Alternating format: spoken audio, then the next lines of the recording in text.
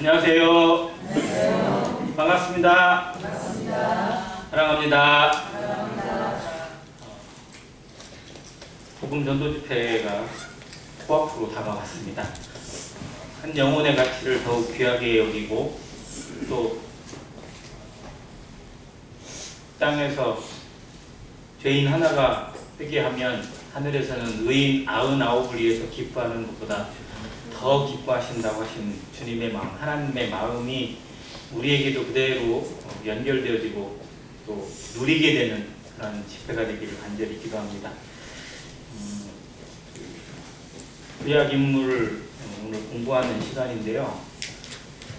그리고 전에 광고드린 것처럼 이번 달과 다음 달까지 해서 인물 공부를 하면 마무리가 되게 됩니다. 내년부터 제가 하는 수요 집회 시간을 미리 좀 광고를 드릴까 합니다. 계속 어디로 할까 좀 고민이 좀 되게 많았는데 최근에 보여주신 말씀이 다니엘서입니다. 그래서 다니엘서가 12장까지 있는데 글쎄요, 2주에 한 장을 하면 거의 좀 맞지 않을까 생각을 가지고 1년 한번 계획을 한번 잡아보고 있습니다. 예언의 어떤 정수가 그 안에 담겨 있다고들 많이 얘기하는데 다니엘서를 역사로만 많이 이해하고 예언의 어떤 그런 가치를 많이 모르고 지나가는 경우가 있어서 그러한 것들을 한번 뒤집어 생각해보고 또 이 시대에 잘 적용되어지는 그런 진리의 말씀이 되기를 기도하고 있습니다. 함께 기도해 주시기 바라고요. 오늘은 구약 인물 모르드게를 통해서 그의 신앙과 또 하나님이 보여주는 교훈에 대해서 생각해 보기를 원합니다. 에스더서를 보겠습니다.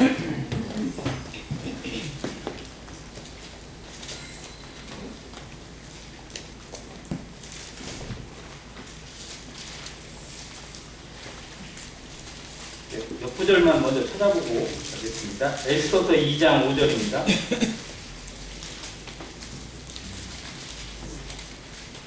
2장 5절 도성 수산에 한 유다인이 있으니 이름은 모르드게라. 그는 베냐민 자손이니 기스의 증손이요 시므이의 손자요 야일의 아들이라. 7절 그의 삼촌의 딸 하닷사 곧 에스더는 부모가 없었으나 용모가 곱고 아리따운 처녀라. 그의 부모가 죽은 후에 모르드게가 자기 딸같이 양육하더라.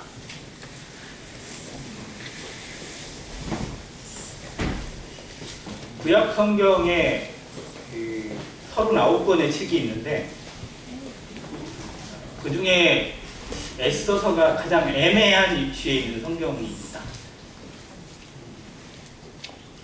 구약뿐만 아니라 어느 신약 성경까지 어느 성경을 찾아봐도 아니 가장 작다고 하는 유다서를 찾아봐도 또는 요한 3서를 찾아봐도 거기에 하나님, 여호와, 주 뭐 이런 단어가 정말 많이 나오거든요. 에스더서는 10장까지 있는데 하나님이라는 단어, 여호와라는 단어가 한 번도 안 나옵니다. 아예 기록이 안 되어 있어요. 그래서 정경도 아니다. 어떻게 이걸 성경이라고 할 수 있겠느냐라는 논란이 끝까지 있었던 구약 성경이 에스더서입니다. 그럼에도 정경으로 채택이 되고 우리가 아는 그 외경이라고 하잖아요. 성경도 아니고 그렇다고 해서 어떤 이것도 아닌 저것도 아닌 그런 애매한 위치에 있는 것들이 외경이 의외로 많거든요. 근데 외경에는 하나님, 여호와 이런 단어 되게 많이 나와요. 그리고 뭐 하나님이 하신 일에 대한 기록도 없잖아요. 있는데 그 기록은 신빙성이 없다. 어떤 주제적인 그런 부분을 벗어났다고 해서 외경이라고 취급을 하죠. 천주교에서는 물론 나름대로 공부를 하고 있지만 저희들은 아예 어떻게 보면 따로 필요한 사람 외에는 공부를 하지 않는데 에스더서는 그런 데서 보면 참 특별한 교훈을 주는 성경이 분명한 것 같습니다. 에스더서의 주인공은 누가 봐도 에스더겠죠. 그런데 실상 진짜로 그 모든 것을 끌고 가는 진짜 주인공은 모르드게. 왕후가 되고 그것도 이방 민족의 왕비가 된 에스더, 어떻게 보면 정말 입지전적인 인물이기도 하고 대단한 인물이 분명합니다. 그런데 그 에스더가 정말 에스더가 되게 하기까지 모든 것을 조율하고 관리하고 도와주고 힘써준 사람이 모르드게입니다. 그 민족이 가장 큰 어려움과 난관에 봉착했을 때 그것에 대해서 에스더를 통해서 뭔가가 바뀌긴 했지만 세상 모든 것을 주도한 사람은 또 역시 모르드게입니다. 그래서 어떻게 보면 에스더를 공부하려면 모르드게가 더 중심이 되는 것 같아요. 나중에 10장의 끝부분을 보면 모르드게가 아하수에로 왕의 다음이 된다고 기록되어져 있습니다. 즉 총리가 되는 이방의 땅에 포로로 잡혀가서 혹은 끌려가서 그 땅에서 그냥 살아가는 것도 대단한데 거기에서 총리가 되었다는 것, 왕의 신임을 얻고 그 나라를 다스리고 그 백성들에게 존경을 받고 그러한 일들을 행할 수 있다는 건 정말 어마어마한 복이 아닐 수 없습니다. 그런데 성경에 유대인 중에 이방에 잡혀가서 총리가 된 사람이 하나도 아니고 셋이나 나와요. 놀라운 하나님의 어떤 업적인 것 같습니다. 그 세 명을 잘 살펴보면 또 그들의 세 명이 주어지는 공통점을 살펴보면 이 권력이 세상 가운데 있고 세상의 지배를 받고 있는 이 가운데 있는 성도들이 어떠한 자세로 그것과 맞서게 되고 거기 안에서 하나님의 신앙을 지켜야 되는지를 보여주는 표대가 되기도 합니다. 요셉이 그랬고 또 누구죠? 다니엘이 그랬고 또 모르드게가 그렇습니다. 요셉과 다니엘은 너무나 존경을 받는 사람이라서 많이 공부도 합니다. 그런데 모르드게는 그렇게까지 공부는 안 하거든요. 그런데 세 명의 공통점, 세 사람이 보여준 인격이나 성품이나 또 그들의 신앙, 이 모습을 좀 같이 생각해 볼 필요가 있습니다. 모르드게는 그런 부분을 잘 보여주고 있고 오늘은 그런 부분에 더 포커스를 두고자 합니다. 지금 당시의 이야기는 유대가 이스라엘이 멸망하고 바벨론의 포로가 된 이후에 포로에서 귀환한 다음 시대입니다.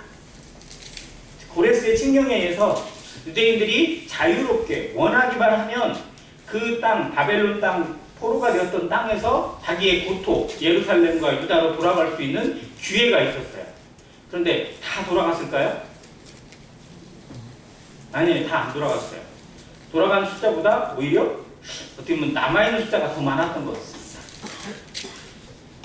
그들이 포로가 되어 살아간 기간 자체가 약 70년이었는데 70년 동안에 벌써 생활이 만들어지고 거점이 만들어지고 가족이 생기고 또 그 속에서 자기의 어떤 영역이 만들어지다 보니까 모든 걸 포기하고 돌아가지 못하는 사람들이 의외로 있었고 그들이 실상은 어떻게 보면 하나님의 언약을 받고도 하나님의 말씀을 받고도 돌아가지 않았기 때문에 조금은 좀 비겁한 사람, 조금은 좀 잘못된 어떤 그런 모습이라고 취급받을 수 있는데 그들에게도 하나님이 계셨고 그들 역시 하나님을 섬기는 신앙 가운데 있었음을 이 에스더서가 잘 보여주고 있습니다. 그런데 정작 하나님의 이름은 기록이 못해요. 그러니까 그들이 실상은 돌아갈 수 있는 기회를 붙잡지 않고 그 땅에 계속 머물러 있었던 그런 부끄러움 때문에 하나님의 이름이 기록되지 않았다고 분별을 합니다. 그러면 하나님은 네가 나를 잘 섬겨야 돼. 그러면 내가 너를 복 줄 거야. 그런데 잘 섬기는 사람도 있지만 어떻게 보면 좀 엇나가는 사람도 있고 혹은 좀 엉뚱한 짓거리로 미끄러지는 사람도 있고 심지어는 그 신앙을 저버리고 포기하고 자기 길로 가는 사람도 없지 않아 있을 수 있습니다. 성경에도 그런 사람이 나오고 우리가 살고 있는 이 시대에도 그런 사람들 수없이 많이 봅니다. 그래서 그 사람이 정말 구원받았는지 구원받지 않았는지 때로는 짐작이 가지도 않고 의심이 되기도 하고 혹은 정말 두렵기도 하는 그런 사람들이 정말 많습니다. 그러면 그들의 마음속에 하나님의 자리가 없고 하나님을 향한 신앙이 없고 예배가 없다고 하면 하나님은 그들을 버리실까요? 하나님은 그들에게 말씀하지 않고 하나님은 그들을 외면하시고 그냥 세상에서 어떻게 살든지 내버려 두실까요?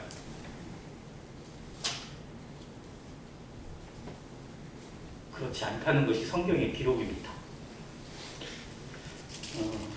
이 말씀을 먼저 좀 보고 가겠습니다. 시편 139편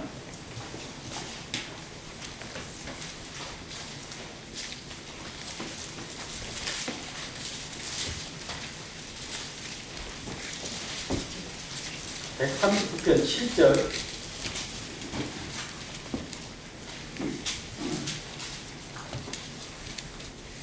내가 주의 영을 떠나 어디로 가며 주의 앞에서 어디로 피하리이까. 8절 같이 읽습니다. 내가 하늘에 올라갈지라도 거기 계시며 수월에 내 자리를 펼지라도 거기 계시니라. 9절 내가 새벽 날개를 치며 바다 끝에 가서 거주할지라도. 10절 거기서도 주의 손이 나를 인도하시며 주의 오른손이 나를 붙드시리이다. 하나님은 장소나 상태에 관계없이 언제나 어느 곳에나 당신의 사람을 지키고 보호하시는 하나님이시로 기록되어져 있습니다. 믿는 자에게 또 혹은 제자들에게 주님이 약속하셨습니다. 볼지어다 내가 세상 끝날까지 너희와 항상 함께 있으리라. 그러면 주님을 잘 따르는 사람에게는 항상 같이 계시고 주님을 잘 따르지 않는 사람에게는 주님 같이 안 계실까요? 아니, 그렇지 않다는 겁니다. 어떠한 상태에 있든지 주님은 절대 포기하지 않고 절대 버리시지 않고 항상 함께 계십니다. 다만 그 사람이 그 인생이 느끼지 못할 뿐이고 배우지 못할 뿐이고 만나지 못할 뿐입니다. 눈이 가리워져서 무디어져서 혹은 마음이 강팍해서. 그래서 결국 우리가 누군가에 대해 임의로 판단하고 임의로 정죄하고 임의로 포기하는 건 하나님의 선을 넘는 것입니다. 우리는 끝까지 포기하지 않고 그들을 위해 기도해야 될 책임이 있고 할 수만 있다면 그들이 돌아올 수 있도록 회복될 수 있도록 기회를 달라고 또 그 기회를 포착해서 내 손을 내밀어야 될 책임이 없잖아 있습니다. 에스더가 모르드게의 어떤 도움을 통해서 혹은 또 하나님이 주시는 그 좋은 기회를 잡아서 왕비를 간택하는 자리에 후보로 나가게 되고 거기서 정말 어떻게 보면 은총을 입어서 왕비로 간택이 됩니다. 자, 에스더가 왕비로 간택이 되었다는 건 일단 에스더의 외모가 정말 뛰어나고 남달랐다라는 건 두말할 필요가 없겠죠. 자, 그러면 그 후보로 오는 여성들, 아가씨들, 그런 여자들은 외모가 별로였을까요? 미스 코리아의 그 선발진 이렇게 뽑으려고 나오면 누가 봐도 미스 코리아다 딱 하는 사람만 딱 하나 보이나요? 아니에요. 보면 누가 돼도 뭐 별로 이상할 거 정말 그렇게 나와요. 후보들은 다 또 그렇게 예쁘게 화장하고. 자, 그러니까 여기에 나오는 모든 사람들이 얼마나 많은 후보분들이 정말 그 시대의 최고의 왕, 최고의 제국을 건설하고 있는 페르시아 제국의 이 아하수르 왕의 왕비가 되기 위해서 얼마나 안간힘을 썼겠어요. 그럼에도 불구하고 이방 여인에 불과했던 그리고 부모도 없이 정말 사촌의 손에서 겨우 자란 에스더가 왕비가 되었다는 건 기적이 아닐 수 없습니다. 자, 그러면 그 왕비가 되는 것에 대해서 교만하고 그것으로 만족하고 그렇게 살아가는 삶이 되었다면 에스더는 기록이 안 됐겠죠. 에스더의 기록은 거기까지 왕비가 되는 이장이 중요한 게 아니고 그 이유가 중요합니다. 우리는 흔히 뭐가 잘 되면 그것이 해피엔딩이라고 끝나고 그것으로 마치는 것처럼 착각하는 경우가 되게 많아요. 그런데 누가 그런 조사를 했는데 백설공주 이야기 아시죠? 백설공주는 해피엔딩이에요? 아니면 새드엔딩이에요? 해피엔딩이죠. 어떻게 됐어요? 이웃나라 그 왕자가 백설공주가 그 독사가 먹어가지고 이렇게 좀 죽어가고 있을 때 뭐를 했더니 뽀뽀가 아니라 키스겠죠. 했더니 아무튼 그게 나았어요. 그리고 그 왕자랑 결혼해서 행복하게 잘 살았다. 이게 끝나요. 그런데 한번 현실로 한번 돌아보면 백설공주가 그 왕자하고 정말 행복하게 잘 살았을까? 거기 가서 뭔 일은 안 생겼을까? 그래서 백설공주 2가 나오게 되고 이상한 영화가 나와요. 아무튼 그런 게 있거든요. 근데 만약 에스더가 2장까지만 하고 왕비가 됐으니까 이제 모든 게 다 끝났다라고 한다면 정말 거기엔 하나님이 안 계신 거죠. 하나님은 그런 하나님이 아닙니다. 우리가 이 땅에서 권력을 누리고 좋은 것을 누리고 또 원하는 것을 얻는 것을 이루어주시는 하나님이 아니가 그보다 더한 것들, 그보다 더 놀라운 것들을 보여주시는 하나님이라는 걸 에스더서가 보여줍니다. 3장입니다. 1절. 그 후에 아하스웨로 왕이 아각 사람 함므다다의 아들 하만의 지위를 높이 올려 함께 있는 모든 대신 위에 두니. 자, 2장까지만 해도 거의 모든 게 그냥 만사 형통이었고 잘 풀렸어요. 3장에 가니까 분위기가 확 바뀌어요. 상황이 바뀌어요. 자, 성도들의 삶이 뭔가에 대해 기도하고 또 뭔가를 간절히 원하는 어떤 그런 그 열정이 있고 또 그것에 대해서 열심을 가지고 뭔가 했을 때 얻어지는 게 분명히 있습니다. 그것에 대한 기쁨도 있고 감사도 있을 수 있어요. 그러면 그 상황이 계속 유지가 되나? 그건 아니라는 겁니다. 언제든지 상황은 바뀔 수 있고 그보다 더 안 좋은 상황도 얼마든지 올 수 있습니다. 중요한 건 그 상황마저도 하나님의 섭리 가운데 있는 거고 또 인도하신 가운데 있다라는 사실을 인정해야 돼요. 자, 3장은 갑자기 하만이라는 사람이 등장을 합니다. 그리고 그 하만은 뭐라고 소개되어 있냐면 아각 사람 그리고 함므다다의 아들이라고 기록되어 있고 그가 왕의 총애를 입어서 총리가 됩니다. 자, 그러면 하만은 페르시아 사람이에요? 이방인이에요? 이방인이에요. 자, 페르시아 제국의 총리가 될 만한 사람을 이방에서 뽑는 게 맞아요? 아니면 자기 민족 사람에게, 자기 사람에게서 뽑는 게 맞아요? 자기 사람을 뽑는 게 원래 원칙이잖아요. 우리나라 총리를 뽑는데 갑자기 중국 사람을 뽑으면 그건 진짜 말도 안 되는 거잖아요. 자, 그런데 하만은 이방인인데, 분명 이방인이에요. 그런데도 왕이 그를 총리에 삼았어요. 그러면 뭔가 있다는 거죠. 그만큼 재능도 있고 능력도 있고 뭔가가 있다는 거예요. 아무렇게나 총리를 뽑진 않으니까. 그러면 하만은 어떻게 보면 우리에게 입장에서 보면 성경적 입장으로 보면 무조건 원수고 그냥 나쁜 놈이고 그냥 심판받아야 되고 죽어야 될 놈이라고 생각할 수 있지 모르지만 그는 그렇지 않으려고 준비되어 있는 사람이라는 거예요. 세상에 있는 성도를 대적하고 교회를 대적하고 혹은 복음을 대적하는 사단의 무리가 준비 안 된 채로 막무가내로 덤벼들지도 않고요. 지혜롭게 덤벼듭니다. 얼마나 준비가 되어져 있는지 얼마나 또 능력이 있는지 그거를 감안을 해야 돼요. 그래서 우리도 준비하지 않으면 우리도 나를 연습시키지 않으면 넘어질 수밖에 없고 다칠 수밖에 없고 질 수밖에 없어요. 자, 하만은 그냥 등장한 게 아닙니다. 갑자기 짠 하고 나타난 게 아니라 어떻게 보면 철저히 준비가 되어 있었어요. 그 가문에서부터 그 민족에서부터 준비된 사람이었다는 걸 생각해야 됩니다. 그는 아각 사람이에요. 아각이라는 인물은 성경에 유일하게 등장하는 데가 있는데 바로 사무엘 상에 사무엘을 통해서 하나님이 사울왕에게 명령하셨어요. 내가 아말렉에 대한 그 전에 출애굽에서 했던 일을 추억하노니 너는 가서 아말렉을 진멸하라. 싹 쓸어버리고 하나도 남기지 말라고 했을 때 사울이 가서 전쟁을 했습니다. 하나님 말씀대로.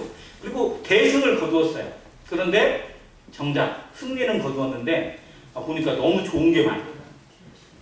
말도 좋고 뭣도 좋고. 그러니까 어떻게 보면 이 아각 왕이 도저히 게임이 안 되니까 어떻게 했겠어요? 그냥 두 손 두 발 다 들고 항복하면서 모든 거 갖다 바쳤겠죠. 그러니까 거기에 속아 넘어가서 하나님 말씀보다 눈에 보이는 것에 물건을 취하고 사람을 취하고 좋은 것들을 취해버렸어요. 그리고 살려뒀어요. 그러니까 아각은 결국 사무엘에 의해서 죽임을 당합니다. 그러나 아각의 후예들이나 아각의 자손들은 살아남은 거예요. 자, 그리고 그들의 살아남은 그 사람들, 그들이 준비한 겁니다. 뭘 준비했을까요? 철저한 복수를 준비했을 겁니다. 자기들이 당한 것 이상으로 갚아주려고. 그게 이 아각 사람 하만에 의해서 표출이 되어집니다. 자, 그 하만이 등장하고 왕이 그를 얼마나 높였냐면 모든 대신들이 한번 생각해보세요. 총리가 아무리 높아도 다른 장관들이나 다른 뭐 이런 사람들이 총리 앞에 가서 절해야 돼요? 우리나라 그런가요? 국무총리가 높으니까 장관은 총리를 만나면 그냥 맞다 엎드려 절하고 뭐 이렇게 해야 돼요? 아니잖아요. 그냥 어떻게 보면 거의 동등해요. 거의 서열상으로. 약간 순서적인 차이가 있어도. 그러니까 총리가 되었다고 해서 그렇게까지 큰 권세를 누리게 하거나 그게 아닌데 이 사람은 왕의 총애를 너무 많이 받아가지고 모든 대신들이 또 지나가는 사람들이 전부 다 그 앞에 절을 하게 만들었어요. 그게 왕의 명령이었어요. 그러니까 그가 얼마나 왕의 마음을 빼앗고 그의 모든 것으로 왕의 환심을 샀는지를 보여줍니다. 그러면 하만은 그 하만과 그의 가문은 어떻게 페르시아 왕 제국의 마음을 훔쳤을까요? 무엇으로? 돈입니다. 돈이. 나중에 3장 그 9절에 보면 왕이 옳게 여기시던 조서를 내려 그들을 진멸하소서. 내가 은 1만 달란트를 왕의 일을 맡은 자의 손에 맡겨 왕의 금고에 드리리이다. 은 1만 달란트가 나옵니다. 여기. 물론 성경에서 제일 큰 단위로 나오는 것은 금이지만 은도 만만치 않거든요. 그러니까 은 1만 달란트는 지금 우리의 가치로 환산해도 어마어마해요. 그거를 그냥 마치 기분으로 그냥 내는 것처럼, 기부금으로 내는 것처럼 이렇게 팍팍 드리는 그 정도로 준비가 되어 있어요. 그러니까 그들이 이 재물에 대해서 얼마나 철저히 준비했는지, 그리고 그 재물로 권력자의 마음도 사고 나라도 살 수 있을 만큼 준비가 되어 있던 그러한 족속이라는 것을 보여줍니다. 사단의 모든 정점, 사단이 사람의 마음을 훔치고 사람의 권력이나 어떤 것을 움직이는 것의 모든 근거의 첫 번째는 돈입니다. 이 세상은 돈에 의해서 지배를 받고 있고 돈에 의해서 사람의 생명보다 사람의 그 무엇보도 움직이게 만들고 있어요. 돈의 위력을 우리는 어떻게 보면 덜 느끼는 사람들입니다. 왜? 거기에보다는 다른 데 우리의 짐승이 더 가 있으니까. 그런데 그 돈 때문에 살아가는 사람들에게는요, 그것이 살인의 이유가 되기도 하고 그 어떤 것들에 정당화될 수 있는 목적이 되기도 합니다. 얼마나 무서운지, 얼마나 처참한지 세상이 너무 잘 보여주고 있어요. 그런데 이 시대도 역시 그랬다는 겁니다. 어느 시대나 돈은, 물질은 사람의 마음을 훔칠 수 있는 가장 좋은 유혹이에요. 아브라함이 그 자기 조카 롯을 구하기 위해서 그 집에서 길리고 연습한 자를 데리고 가서 전쟁에서 승리를 거두고 돌아옵니다. 포로를 다 다오고 그 뺏긴 물건 다 가져오고 다 돌아왔어요. 그때 이 아브라함을 마중 나간 두 사람이 나오는데 바로 소돔 왕하고 또 누구죠? 네, 멜기세덱이 나오죠. 멜기세덱은 그리스도의 그림자였기 때문에 그런 모습을 보여주고 있고 소돔 왕은 사단 마귀의 그림자였기 때문에 그걸 그대로 보여주고 있습니다. 소돔 왕이 뭐라고 얘기했냐면요, 물품은 네가 취하고 사람은 내게 보내라. 그러니까 사단은 뭐를 주겠다는 거예요? 돈을 주겠다는 거예요. 재물을 주겠다는 거예요. 네가 얻을 수 있는 모든 것들 내가 누려줄 테니까 재물은 네가 마음대로 써도 가져가라. 그 대신 누구는? 사람은 내게 보내라. 영혼은 내게 보내라는 거예요. 사단의 목표는 오직 사람의 영혼입니다. 그래서 우리는 사람의 영혼을 두고, 구도자의 영혼을 두고 사단과 전쟁을 벌이고 있습니다. 복음집도 역시 그런 거고 우리의 기도도 역시 그래야 합니다. 강권하의 자리에다가 내 집을 채우라는 표도 역시 사단과의 영적 전쟁을 선포하고 준비하라는 것입니다. 준비되지 못한 군사는 전쟁에 질 수밖에 없습니다. 왜? 그들은 더 준비가 되어 있으니까. 그들은 이기기 위해서 또 전략을 그만큼 많이 세우고 있는데 우리는 준비 안 된 채 그냥 나가고만 있다면 필패할 수밖에 없습니다. 자, 그런 이 아각의 후에 하만의 등장이 모르드게에게 모든 걸 바꿔놔버렸어요. 자, 그 전에 모르드게는 자신이 유다인이라는 사실을 공개를 했을까요? 안 했을까요? 안 했습니다. 자기 그 에스더에게도 공개하지 말라고 그랬어요. 그런데 유대인이라는 사실을 공개하지 않았어요. 지금까지 그렇게 살아왔어요. 그리고 이름도 모르드게예요. 이 사람의 이름이 히브리식 이름이 분명 있을 겁니다. 모르드게는 바벨론식 이름이에요. 마르두게 사람이라는 뜻이에요. 마르둑은 바벨론의 가장 큰 신입니다. 그 신을 섬기는 사람이라는 뜻밖에 안 돼요. 그러면 철저하게 어떻게 보면 자신에 대한 것들에 대해서 낮추고 가면을 쓴 채로 살아가고 있는 거나 마찬가지예요. 그런데 지금 이 상황에서 그 사람에게 절을 해라, 안 그러면 죽이겠다라고 했어요. 그러면 절하면 되는 거 아니에요? 지금까지 그렇게 살아왔는데 그 사람에게 한 번 절하고 한 번 머리 숙이는 것이 그렇게 어려운 일일까요?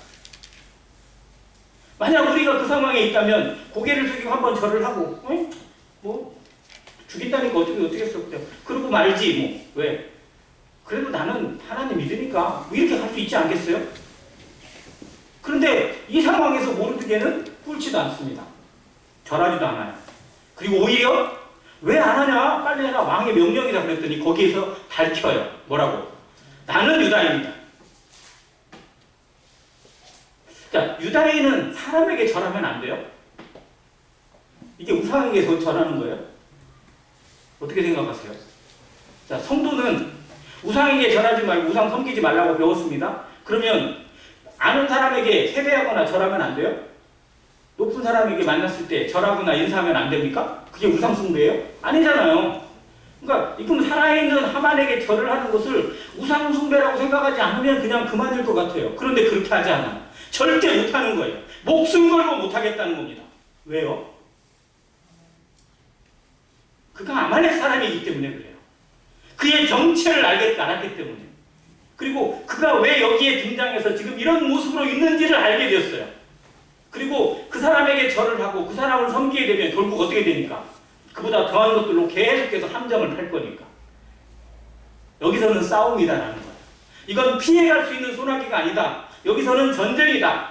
이 상황은 내가 목숨 걸고 지켜야 되는 신념이다라고 깨닫게 되었어요. 성도들은 가끔 이런 상황을 만납니다. 어려운 난감에 처하게 되면 그때 잠깐 피해가는 것을 취할 수도 있고요. 맞서 싸울 수도 있어요. 이게 지혜가 필요한 거죠. 자, 저 같으면 처음에 저는 그랬어요. 그냥 어차피 그냥 절하는 거 누가 속을 알아? 그냥 절 한번 하고 그냥 지나가고 말지. 안 보면 되지 뭐. 그렇게 생각하면 좀 쉽지 않았을까? 그러면 자기가 죽을 일도 없고 자기 동족이 죽을 일도 없어요. 근데 자기의 고집, 자기의 자존심 때문에 지금 누가 죽게 생겼어요? 유다인 전체가 다 죽게 생겼어요.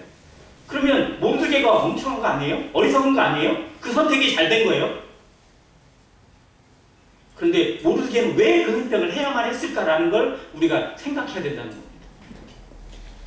그러니까 신앙에 있어서 분명히 영접을 하고 받아들여지고 사랑해야 될 대상이 있고요. 지나가게 둬야 될 대상이 있어요. 지나가게 될 상황이 있습니다. 그런데 이건 절대 간과해서는 안 되는, 맞서 싸워야 되는, 영적 전쟁을 선포해야 되는 상황이 반드시 있다는 겁니다. 근데 우리가 더 힘들어지는 것, 더 어려워지는 것을 두려워하면 그 상황을 그냥 지나가게 둬버려요. 타협합니다. 타협을 할 수 있는 상황이 있고 타협해서는 안 되는 상황이 있어요. 자, 타협해서는 안 되는 상황이 주로 어떤 걸까요? 어떤 문제? 진리의 문제입니다.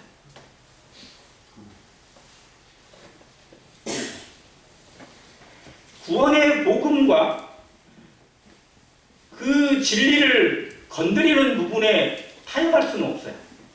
그 어떤 상황이 오더라도. 왜? 그건 우리가 존재해야 되는 목적이기 때문에.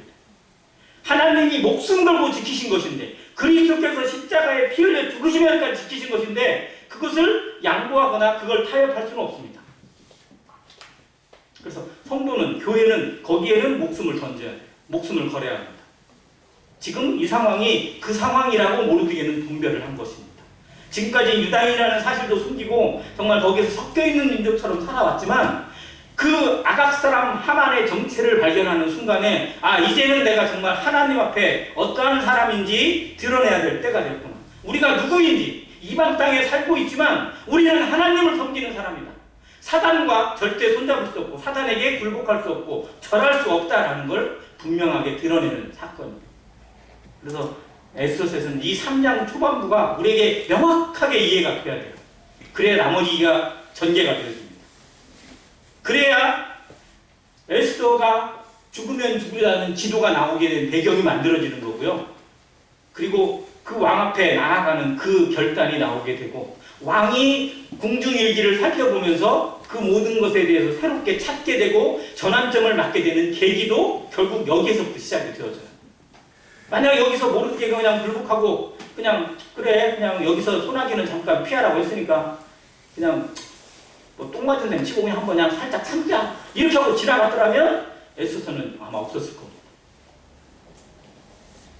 자, 그러면 사단은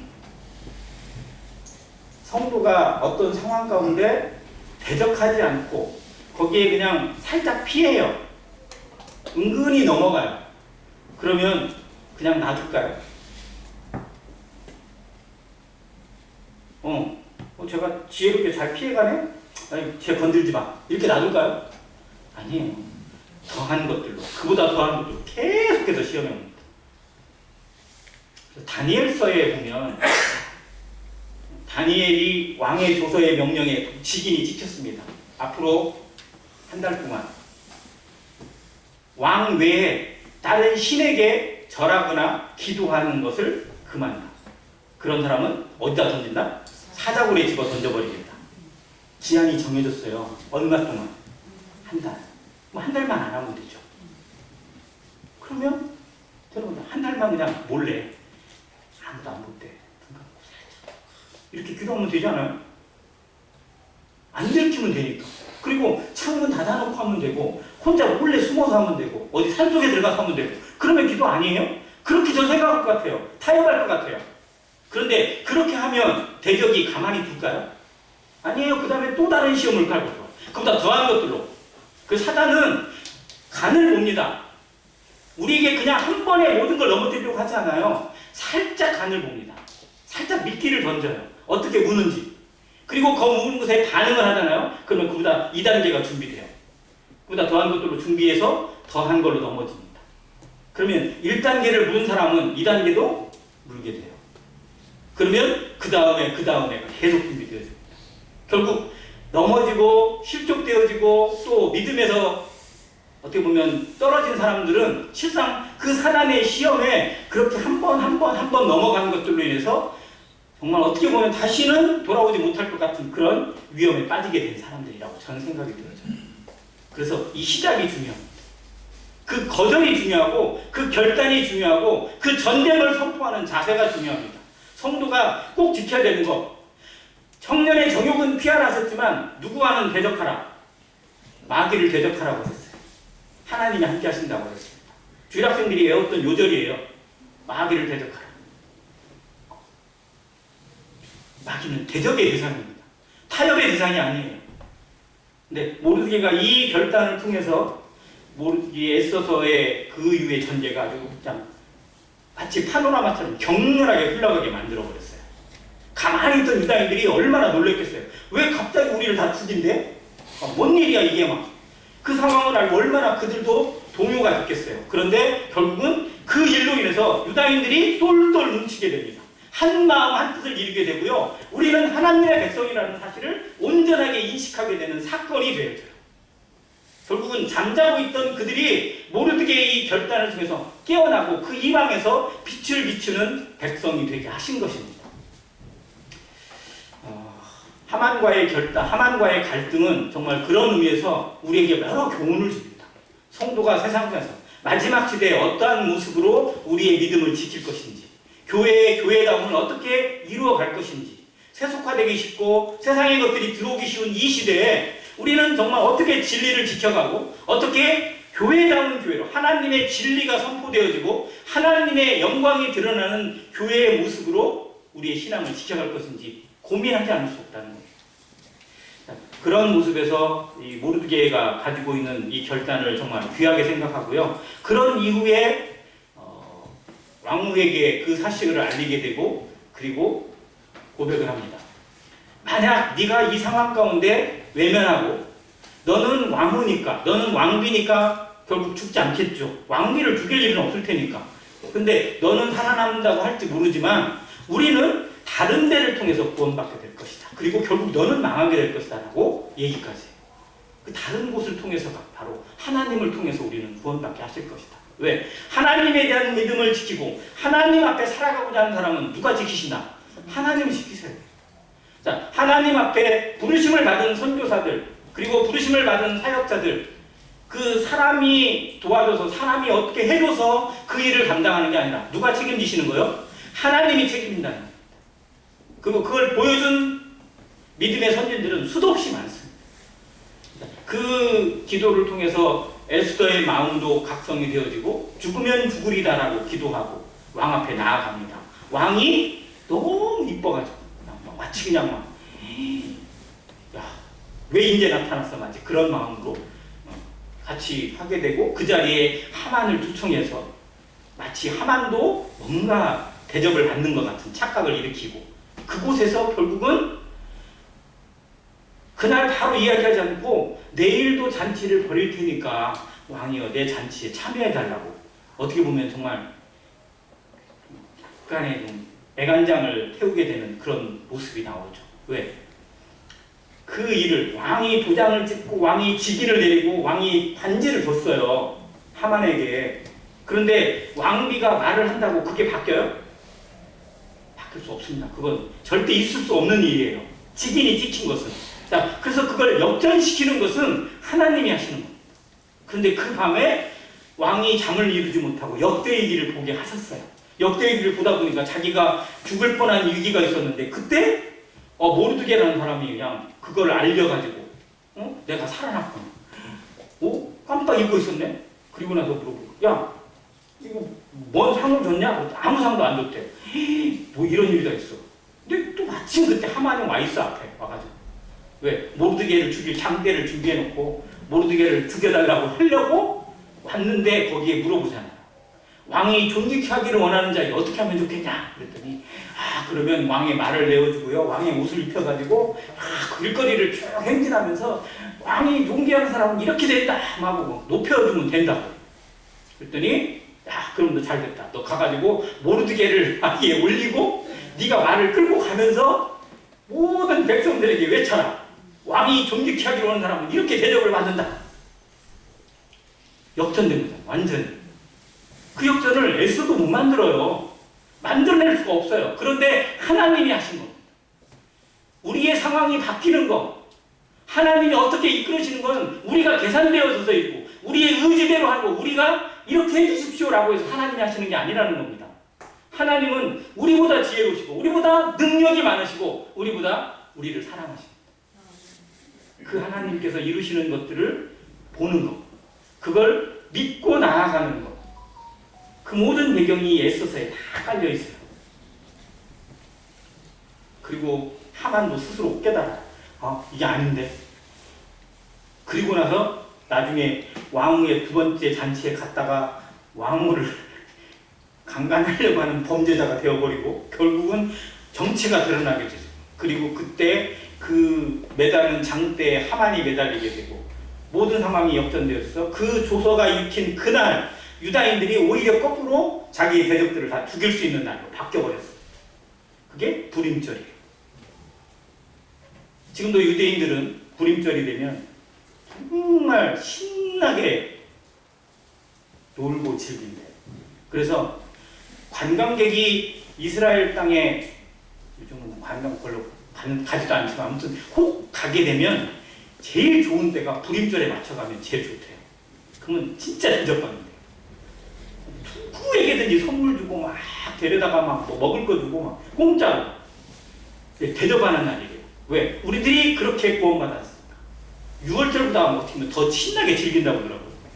아무튼 그 불임절의 유래가 이렇게 형성됩니다. 자, 그리고 그것에 이루어진 이 모르드게가, 그리고 유다인들에게 모르드게가 철저히 지시한 게 하나가 뭐냐면요, 그들의 대적을 죽이되 그들의 재산은 절대 손대지 말라는 거예요. 왜? 신앙의 무너짐이 어디서 온다? 돈에서 온다는 거, 재물에서 온다는 걸 모르드게는 뼈저리게 알고 있습니다. 그래서 재물에 손대지 말고 재물에 욕심내지 말고 오직 하나님이 주신 이 구원에만 충실되어지기를 원하고 자기가 있는 것을 가지고 나누라는 거예요. 얻으려고 취하고 뺏으려고 하지 말고 나누는 날입니다. 베푸는 날이에요. 그게 불임절이에요. 근데 우리들의 모습에서 세상은 내 것을 나누기보다는 어떻게든 뺏으려고 하고 어떻게든 긁어 모으려고 합니다. 혈안이 되어 있어요. 그런데 성도는 거꾸로 살아가는 거예요. 있는 것도 나누고 있는 것마저 베풀 수 있는 그 여유를 하나님이 주셨어요. 그 모습으로 살아가는 것이 교회고 그 모습으로 살아가는 삶이 복음입니다. 마지막 절을 보고 마치겠습니다. 에스더서 10장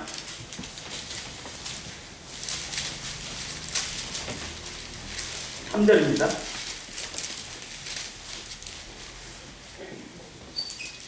같이 읽겠습니다. 시작. 유다인 모르드게가 아하스웨 왕의 다음이 되고 유다인 중에 크게 존경받고 그의 허다한 형제에게 사랑을 받고 그의 백성의 이익을 도모하여 그의 모든 종족을 안위하였다. 자, 모르드게는 이런 사람입니다. 그냥 위기를 벗어나는 것, 자기 민족을 살릴 수 있는 어떤 기회를 잡은 것에 머무르는 사람이 아니고요. 정말 모든 일에 있어서 내 중심이 아니라 나의 위주가 아니라 다른 사람 위주로 살아간 사람이에요. 그의 삶의 목표는 자기 백성들이었습니다. 자기 민족이 이방 땅에서 얼마나 소외받고 천대받고 무시받고 살아가겠어요? 그런데 그들이 철저하게 하나님의 은혜를 믿고 정말 어느 곳에 있든지 하나님은 너희를 사랑하신다, 우리와 함께 하신다는 걸 보여주는 삶의 간증이 이 모르드게입니다. 그런 사람이 당연히 하나님께 쓰임받고 또 그런 모습으로 자기를 희생하는 사람이 하나님의 영광을 드러내게 하십니다. 성도의 삶은 세상에서 빛과 소금이라고 했어요. 빛과 소금의 공통점은 자기 희생입니다. 빛은 자기를 태워요. 자기를 태우지 않으면 빛이 안 납니다. 촛불이든 등불이든 자기를 태워야 빛이 나요. 자기를 태워서 빛을 비춰주고 유익을 주고 환하게 해줍니다. 소금은 자기를 녹여야 맛을 내요. 희생입니다.